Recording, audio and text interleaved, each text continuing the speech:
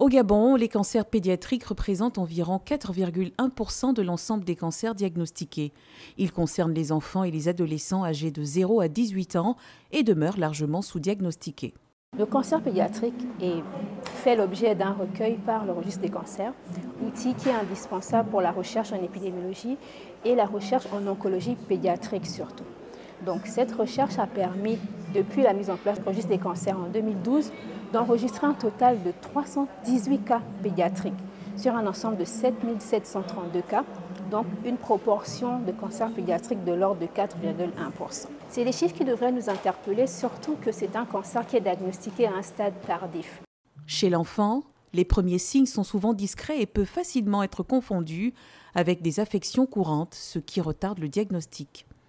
Quand on parle des cancers, il faut savoir que les signes sont variables, sont souvent trompeurs. Ces signes sont la fièvre, une perte de poids, de la pâleur, la fatigue, des vomissements. Devant tout signe que présente son enfant à la maison, le parent doit aller rencontrer soit le pédiatre ou bien le médecin de proximité.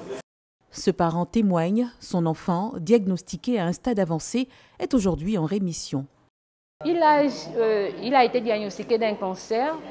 Il a eu 5 mois de chimiothérapie au Gabon, puis il a été évacué pour radiothérapie parce que le Gabon n'a pas la radiothérapie. Il a été évacué du côté de la Tunisie pour radiothérapie.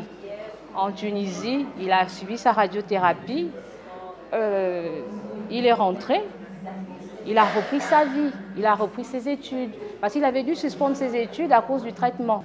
Aujourd'hui, il va mieux. Retenons que le diagnostic constitue l'étape la plus déterminante dans la lutte contre le cancer de l'enfant. Plus tôt il est posé, plus les chances de survie augmentent.